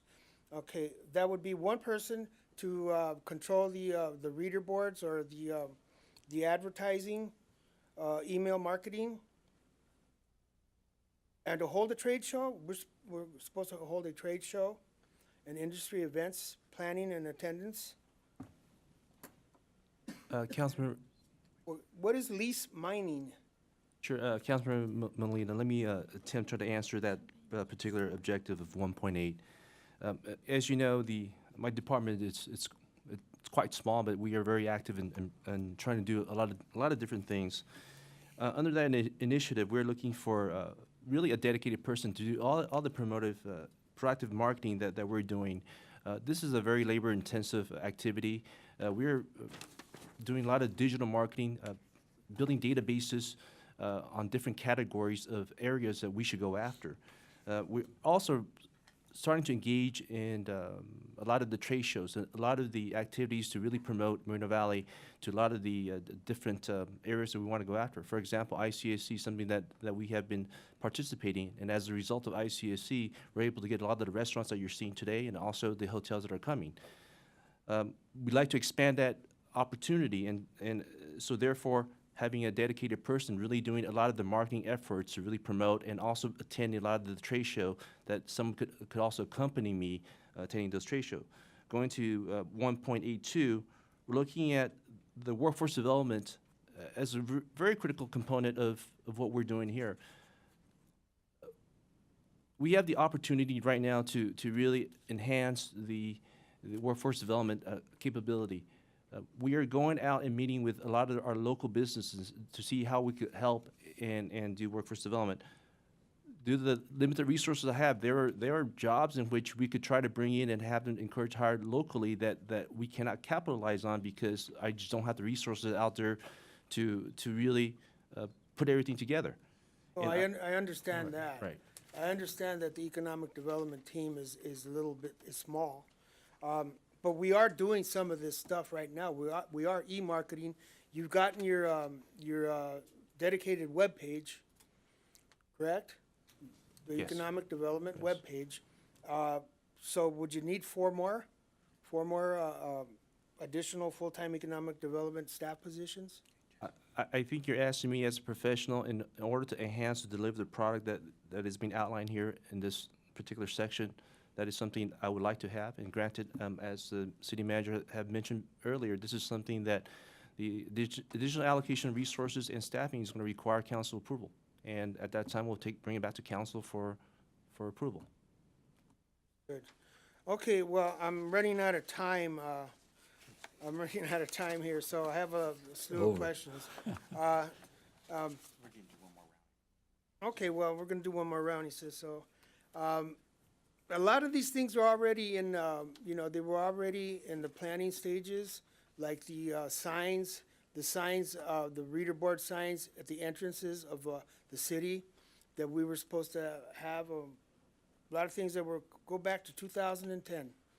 So with that, I'm going to wait for the next round.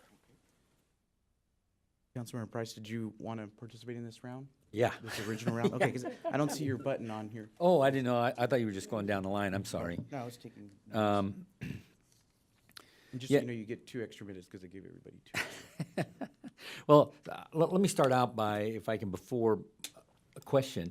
Obviously, it's going to take longer, I think, and we have somebody waiting. So I'm not opposed to another meeting. Maybe we get the questions out today, give staff a chance to come up with some of the answers they need, and then we come back second meeting for the discussion. That would be my suggestion. I was hoping, I didn't think it was going to be this complicated tonight, but obviously it is. So I, like Roy, would like to see a 5-0 on this, if it's even possible.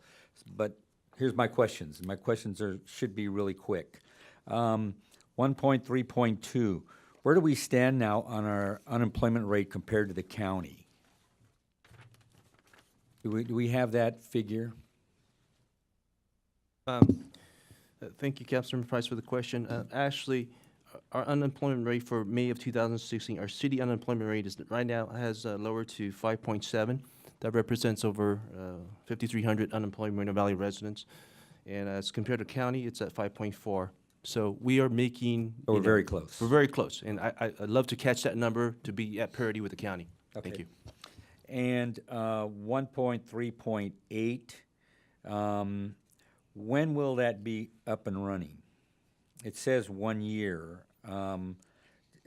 Is that 1 year from the time this is adopted, or is that a running time from when their project was approved? It's the initiative, the product would be the development of a strategy. It wouldn't be the receipt of the funds and the implementation of whatever the council chooses to use the funding for. It would just be the development of the strategy for the funding. 2.11. What is our track record in this? Formal working group with existing staff to research, evaluate, have we done any of these? Do we have a track record on that? Or is this a new function?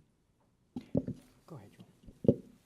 Councilman, what we're talking about is an internal working group to come up with more innovative law enforcement programs, such as what we're doing now, and the results of which we've been reporting to you consistently through the Public Safety Subcommittee. That would be something that we have done and will continue to do. Okay. Thank you, sir. I only have a couple more questions, I believe. I've had this since may, and this is like my third time today, I spent all afternoon reviewing it again because I did have several questions. On the roundabouts, are we looking at those for just the secondary streets, or are we looking at main arteries also, like Alessandro, or are they just gonna be on like Cottonwood and Theodore? Roundabouts could be looked at anywhere, both major thoroughfares and collectors, and so that's really the short answer, Councilor Price. Okay, but in the plan here, what is your plan? It's, you know, do you, or will you evaluate that as we move forward with this plan? We will need to evaluate as we move forward. A lot of constraints that are associated with the roundabout obviously is right away. Okay. You know, we have to have the proper location and of course the data, the traffic data to justify those types of designs. On, just going back to public safety again, 2.6.1, you know, the 1 per 1,000. You know, I've been with the city 25 years. I don't think we've ever been at 1.0. If we have, it was there and then back down real quick. Is that a realistic number for us to ever achieve, especially after we cut 30-plus officers just a few years ago? We were at 0.96 per 1,000 at our peak. And that is something that was steadily climbed to over the years, and it was suggested and encouraged by former chiefs of police, and it was made to happen by former council members and councils. It's kind of like eating an elephant. You do it one bite at a time. So that's what we're talking about doing, is adding an officer or two each season, each year, each fiscal year, trying to build back the teams that we've lost. And I would love to get back the 40 officers that we have lost, and that would put us back probably at around 0.9 per 1,000 based on population growth. And that would be a huge improvement. But as with any of these initiatives, there are costs associated with that. Absolutely. And this is absolutely. probably the biggest of those, or one of the biggest of those, not including infrastructure. And that's probably a good segue to just a comment that I have is, I don't like the obstacles being in here, because the obstacles gives us an excuse of why we can't do it. I'd rather not have the obstacles in there, and let's try to find a way to do it. You know, just that's just my personal opinion. I don't know what anybody else thinks. You know, we'll probably get these answers when we say, Tom, why didn't you finish? Why isn't this done? You said in a year.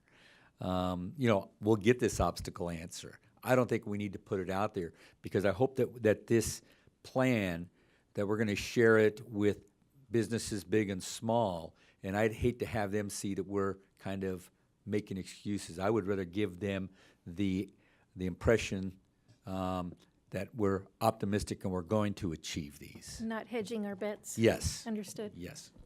My last question has to do with 4.10. I may have 30 seconds to give you, Oh, you still got 2 Jeff. more minutes after. Oh, well, yeah, I may have a couple minutes to give you, Jeff, for your questions. On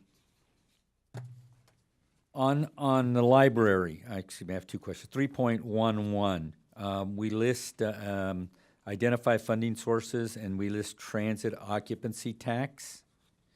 I'm assuming that was put in there before our vote on putting the TOT on the ballot, since, you know, this is something that has been out for a while.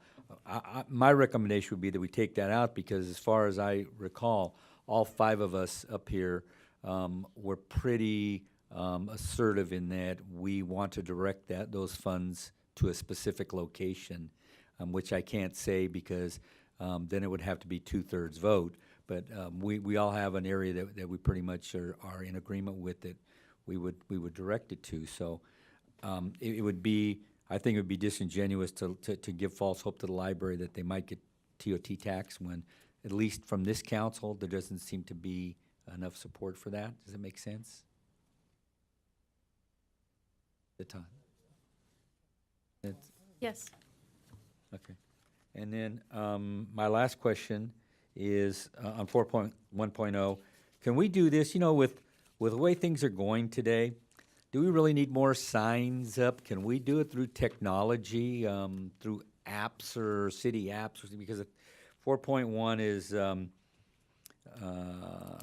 directional signage throughout the city for residents and visitors. You know, just thinking outside the box, instead of putting up more visual signage. Maybe we can look at some way through technology, through our app, through existing apps, Waze or something, that when you put Moreno Valley, you know, you can give, you know, everybody does some kind of directions when they're looking for something. I think the signage that we have now that that tells you where to turn for certain facilities is, you know, has been very helpful and very useful for years. But I'm just wondering if, you know, maybe we can think outside the box and be a trendsetter in some new technology where we don't have to put another sign up and maintain another sign. Just a suggestion. And I think that's all I have in terms of questions. Oh, let me turn the page again. Maintenance and landscape.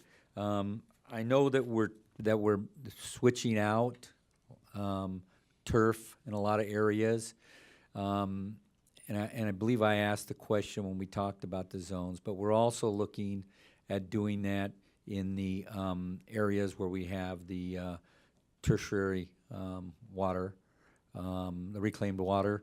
I'm hoping that whatever we do is low cost and low maintenance. I'm hoping we're working, and I know that I think right now we're working in the areas where there's no landscape districts or zones. So that money is coming out of the general fund to do that, or through grants or gas tax. Is that right? Can certainly look into that. Okay, all right. The Now general I'm fund, the gas definitely tax, done. yeah. Thank you. Okay, we're gonna go, did the individuals show up, Michelle? For the, yeah, okay. We're gonna go ahead and adjourn to upstairs, but we'll still, for interviews. And then we will come back. Okay.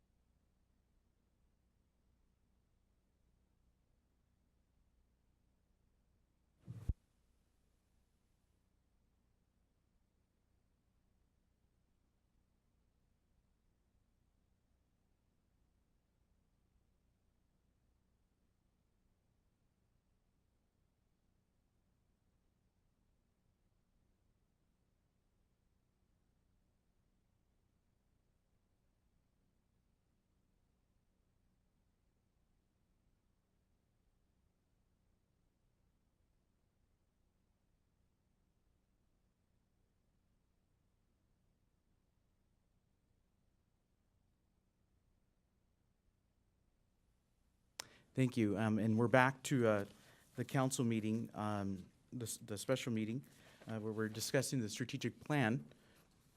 And so I just wanted to, City Attorney, could Mr. you Mayor, yeah. report out if there was any There was reportable? no reportable action taken in closed session. Okay, all right. Okay, thank you. So now we're back to the strategic plan meeting. And I just kind of want to open it up and just see, you know, we went through one round of questions. Do we want to have like an extra meeting to continue, you know, reading these things? I heard, some, want, an additional meeting, or maybe some other suggestions. Oh, okay. Okay, Mayor Pro Tem Gaibo? Thank you, Mayor. First of all, I want to apologize to the public and to the mayor for my frustration. 3 years on a planning commission, and we were never timed for our questions. We were never going through rounds. The whole idea in my heart is that I represent this city. And to represent this city, I need the time and adequacy to ask the amount of questions and have the public discourse that we need to have. So sometimes when somebody limits my opportunity to serve my community, it frustrates me. So please accept my apologies for that. I do have a whole lot of questions left. And as I mentioned before, for me personally, since now I'm in this process, because the majority voted to do that, and I said I would be involved in that. But I want to be involved in it, and I was not involved in that first meeting. So I do have a lot of questions, a lot of red lines. And was I suggesting, I thought it would be a great idea then that we not do this as just one night stand, but actually maybe have a series of workshops to go through each one of these things, items, and work through them. It would have been nice if we could have, and I know it's a question time, but I'm just kind of trying to do it. I'm trying to do it George Price. Just mention All right, it. I think George felt the same way, and I agreed with him on that. I think we need more time, and some of these questions that we've already been asking, we need to give the staff the time to respond to some of those too for the future. So I would be asking that we really seriously consider having at least a couple more workshops, maybe break these up into groups of 2 or 3 and vet them completely. Because I do have a lot of, if I was to have sent you in a red line item, you know, but we're doing it like this. Final thing is, I didn't know how this was going on. I didn't know that we were going to have a meeting where we're going to sit down in one night, try to resolve a strategic plan that usually takes lots of input, lots of dialogue, lots of discussion, and lots of questions to do it right for our community. So if you want me to ask more questions, I will. No, but I'd really like to save it maybe for another time where we can really dig in together. Because let me just read this real quick. On your final page of the strategic plan, when I was reading it, it says this. It says the council reached consensus on several key. Well, I don't think we're in consensus right now. And then it said, maintain a unified front. I don't know that we're all unified. We could be. We could very well be if we work together on it. But I think some of us have been left out wondering how this has got to get together for the entire community. And I really would like to get more outreach to the community, and so I've requested that, but we'll leave that up to the rest of you. So thank you very much for that opportunity. I was just going to mention, you know, I'm open to, you know, what any of you want to do here, but I will have to say that we did have that meeting back in March, and it was a 9 to 4 meeting that we took out of our time, and we did reach I think that's what the consensus word means, is that we agreed, and I believe you were there as well, Councilmember Molina, that, you know, those were the priorities that we were going to select, and we directed the staff to go ahead and figure out how to do the initiatives. I do think I thought the staff was answering the questions adequately, and we are going to do another round, and we could maybe do an additional round if you like. But you know, the whole point of this, and the reason why it's going this, I mean, I'm having it go this way, is because there was that meeting from 9 a.m. to 4 p.m. where we rolled up our sleeves, and we got, you know, I guess, you know, in the weeds, and we tried to figure it out, you know. And so this is an adoption, you know, and that's what the agenda reads, is an adoption. That being said, you know, whatever, you know, you guys want to decide, you know, it's open. Okay, Councilmember Price. Yeah, you know, I agree with you, Mr. Mayor, and quite frankly, we probably had, if we attended the public sessions, we probably had 5 or 6 meetings on this. My only suggestion was, you know, that there, you know, that we get the questions answered, you know, maybe one more meeting. I don't think we need another, well, I don't support the, you know, 2 or 3 more community meetings. I think we've had the community meetings. We had the community input. It's up to us to decide on the plan. I think that questions, you know, if we move forward tonight after another round of questioning and comments, I think that if there's still outstanding questions, that they can be given to staff, and staff can respond back. As has been said several times, this is really a living document. It can be modified. So I want to try to appease everybody, but I think we're just dragging this thing on. And I don't say that lightly, but I think, you know, I mean, I've read this thing thoroughly 3 times now, through the meetings, after the meetings. I have already asked questions. This afternoon, I more pointedly went through it just for some clarification. So, you know, I'm willing to follow your lead, Mr. Mayor, whatever you decide we should do tonight. Okay, Councilor Molina? Well, Councilmember Price, do you remember that I turned on my my iPad and it said null? Do you remember that? It said null on all of the on my agenda. Oh, I showed you explicitly. It showed you the null. I couldn't get nothing on my iPad. So honestly, this is yesterday was the first time I looked at this, okay, because I wasn't getting anything on my iPad. It could have been some kind of a glitch or something on my iPad. But anyway, there's too many questions here, especially questions of hiring city staff members. We did go to that meeting. It was more like a wish list of what we want to see. Our vision to get to know each other. So I was there for that reason, to get to know each other, because we were new council members, different faces. We wanted to see how they thought compared to your thoughts, and what they considered priorities. And that's what we came up with, some of the priorities. Now, dissected into the way you put the priorities in this form is like, you know, there's still a lot of questions to be answered. So if they want to go another round, it's all right with me, but I think I just asked for a 30-day delay, you know, so we just vet this out and do some research on it.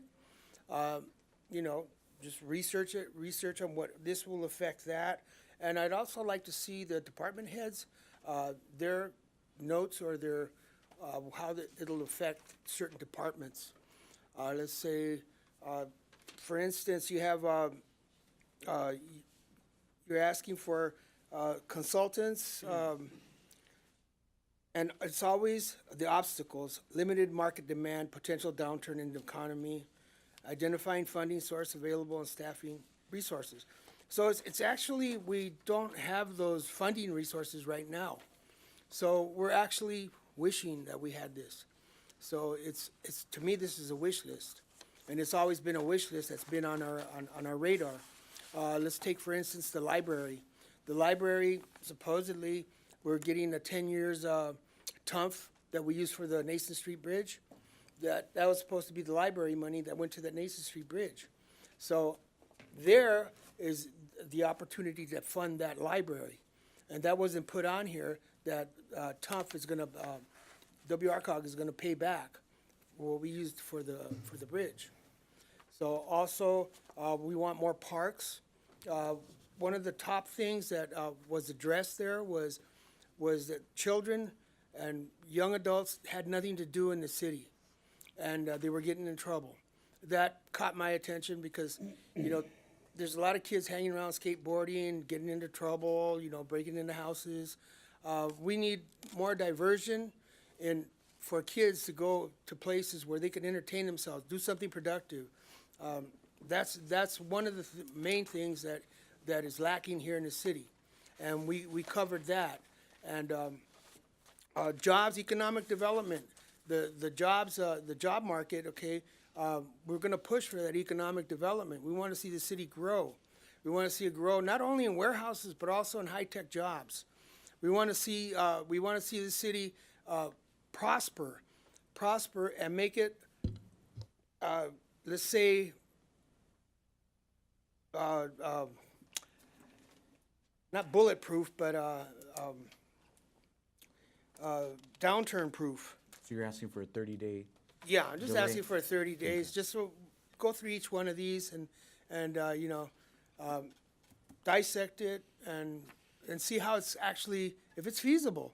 I mean, we could ask for the moon, and we want to annex the moon, and you know, it's something that's unrealistic. Okay, so we're going to see what's realistic and not realistic. So I would like to see the city move forward. I mean, I like to see it move forward, but I like to see it move forward in a way that is cautious, okay, that we don't just jump into something and say we're going to do this at all costs and then find ourselves lacking in another area. So I'm just asking for a 30-day extension, that's all. Let me just check with Councilor Jemison as well. I'm trying to see a consensus here. There's a, yeah.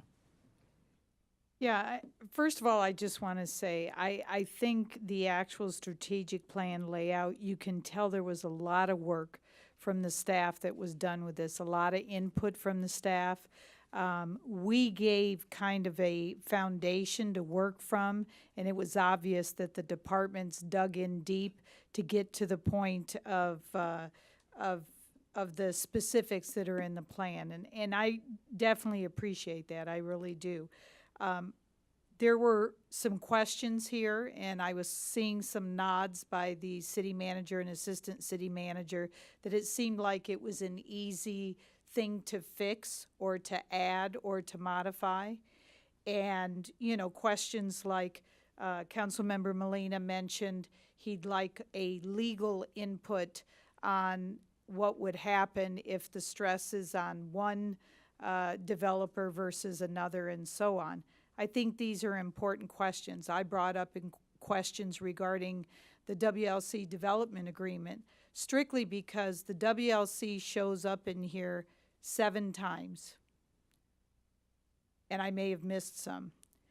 And we're talking about a project that may take 20 years to build out. But we're attaching 6 months and sometimes a year in certain of these categories as it relates to WLC. And so that was my concern, that if we took the development agreement and pulled out from the development agreement the specific areas that it would provide funding in these different categories, that would be very helpful. Because we identified obstacles, and if it's a funding obstacle, but the development agreement addresses it whenever it comes to fruition, then I think it needs to be identified. So there were Councilmember Price had some excellent short questions, and it seemed like there were some short answers. So my feeling is this. Based on what the input we gave you, I feel one more meeting. I don't feel it needs to go 30 days.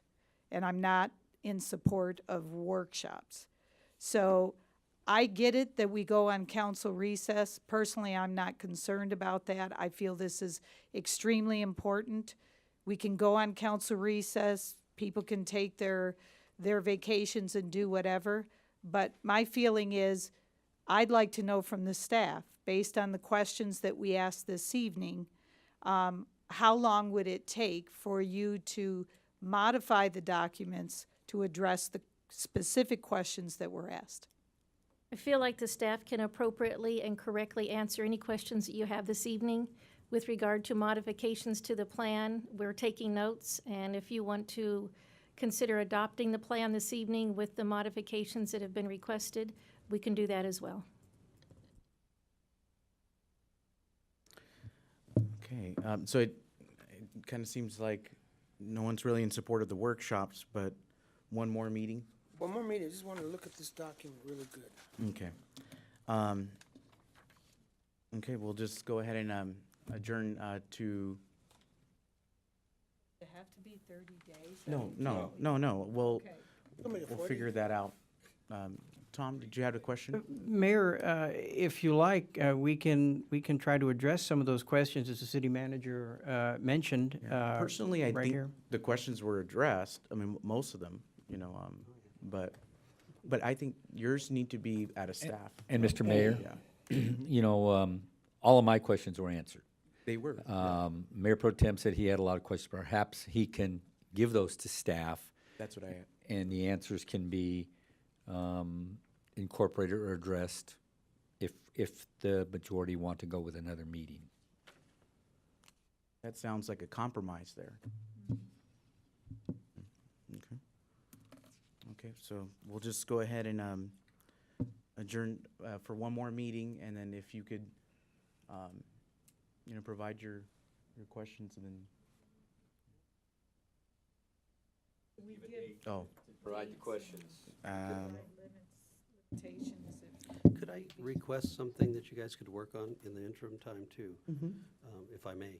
Go ahead. Because I spent all day at SCAG today, and there were 2 strategic plans being presented to SCAG from different organizations. I have them here, but I don't need to address them. Some were very comprehensive or not. And then, of course, I've got this sample here from Riverside County as well. And there's one thing that was in this county strategic plan that I think we were lacking in ours. And SCAG does provide the data for you. You should have the 2-year documentation on it. Is we had no data in our strategic plan on our economic profile and our the entire, so that if you're saying this is a document that people can come to and read, and they also would like to know a lot of the profile of our city, our region, and the things that are here. I'm looking at Riverside County's, and they have an economic snapshot, colleges and university awards, degrees conferred in Riverside. So they have some categories here and data and statistics for the public to see. And that kind of information is very valuable, because if you're building the strategic plan, it should be reflected in the data and statistics of the city itself. So, so if you have the one from Riverside County, that's one there, and then I have the ones from SCAG, or you can download it and you can see the ones that were in the PowerPoint presentation as well.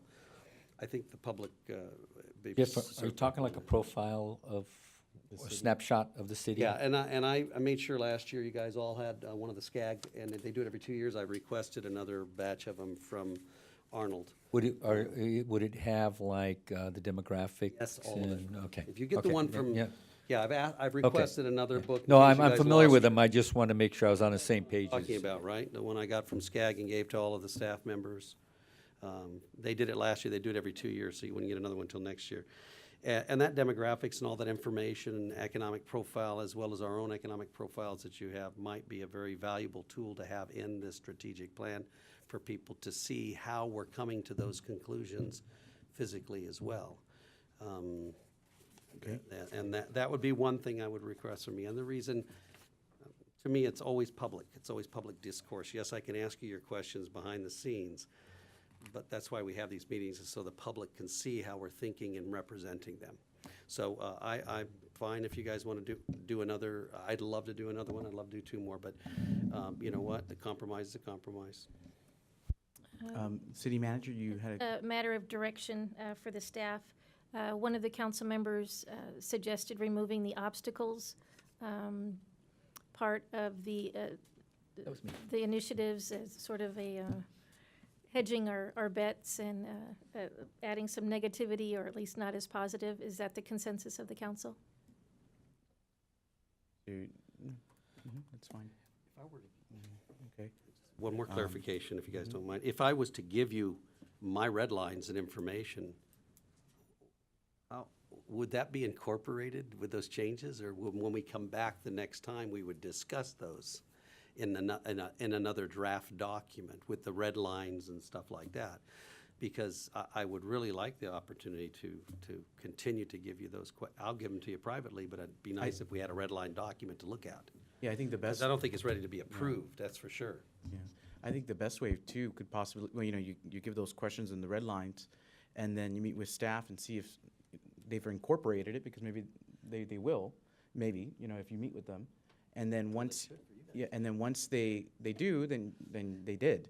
Now, but let's say they don't want to incorporate maybe a particular one, then it's always your right as a council member to bring that up at the meeting, and if you get support from the council, then it gets added in. City Manager? Yes. Yeah. Is that if they can bring it as a red line. The document, you've received the document, we've got the comments and specific direction on amending it so far. If we can take the time to incorporate Mayor Pro Tem Gaiba's suggestions into the document and note where they are, or we can attach Mayor Pro Tem Gaiba's comments and suggestions as an attachment to the staff report when this comes back to you at a later date. Okay. So everybody I'm okay looking with for that? some direction What on timeline either are of you those options. Yeah, Well- also, don't forget me, because I'm gonna ask for some changes too. Okay. We can, And we can just attach know- all of them Just know at the if you like. next meeting, I mean, the agenda is gonna read, either adopted or not, right? Steve? If that's the direction, yes. Okay. Well, we could do 30 days from here, or sooner.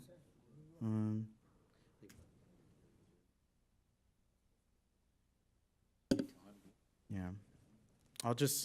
I'll defer to Angel to kind of work out our schedules. Was the consensus that you wanted the council members' suggested changes, requested changes as attachments Yes, the next time you see it? yes. Okay. As long as we have that discussion and we're willing to take a look at some. This is self- And I just want to mention, if you have questions, to meet with staff and meet with them and share with them. That's what I usually do.